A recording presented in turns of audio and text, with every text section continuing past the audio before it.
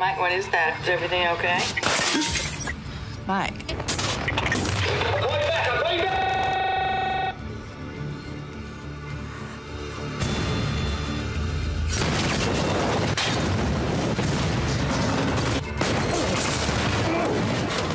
That was a look at Deepwater Horizon. Director Peter Berg takes viewers back to that disastrous BP oil rig explosion in 2010.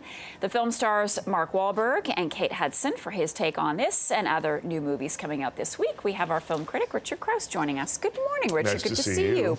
This is a really good trailer. I'm curious about the movie now. Well, it spends about the first hour just letting us get to know the characters. Mark Wahlberg, his adorable daughter, Kate Hudson, his wife. We meet John Malkovich as the BP villain, the guy that's like, oh, don't do the tests. Don't bother checking anything. Just drill down there. Let's get that oil out of there.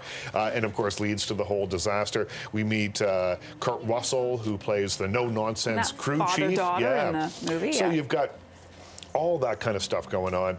And then about an hour in, the pressure builds under the sea as well as narratively, and all of a sudden there's an explosion. And for the next 40 minutes, fireballs careen around the screen.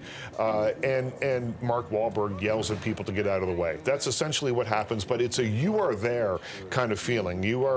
I saw this in an IMAX theater, and it feels like you're on board this ship or this oil rig as it's bursting into flames. It is meant to be a tribute to the 11 people who lost their lives in this. That part of it felt to me a little tacked on. I also thought that it was interesting that the film doesn't really address the environmental impact that this had, because it's, of course, the worst oil spill in the history of the United States. And so there could have been more done that way. A little nuance would have been nice. But Peter Berg doesn't really make nuanced movies. He makes movies that are big and loud and kind of put you in the center of the action. And that's what this movie does for about 40 minutes. Okay, so we gave Deepwater Horizon 3 stars. Okay, this next review. I know you don't really want me to talk about this. I want to leave the room for a couple minutes because I'm halfway through the book. Miss Peregrine's, is it Peregrine? Home for Peculiar Children. Yeah, and delightful book. A delightful book and a mostly delightful movie. This is Tim Burton. In the first hour, again, I'm dividing all these movies up in their components, but the first hour of this movie feels like a Tim Burton movie. You have this young boy whose grandfather had told him outrageous stories of his life, and on his deathbed says, you have to go to the island that I grew up on. You have to find Miss Peregrine. You have to find the home for peculiar children. So he does. The little boy goes there, the young boy goes there, and he finds the little girl who's made of air, who floats around like a balloon. He finds a boy that's made of bees. Every time he opens his mouth, bees fly out. There's an invisible boy. There's a girl with the mouth on the back of her head. All the peculiar children. And the thing that sort of is the strange thing about this is they are stuck in a time loop. It's always the same day in 1943, over and over and over and over again. When that time loop breaks, the movie kind of breaks a little bit as well, because you've got this first hour, you've got these delightful kind of odd characters, you've got some cool stop motion animation, not an amazing amount of special effects. In the second hour, though, it becomes like baby X-Men, and all of a sudden it's computer generated special effects all over the place. It feels like it's going on a little bit too long, and it's a little less interesting than the first half. Okay, and so we gave this one 2 out of 5. Okay, Imperium.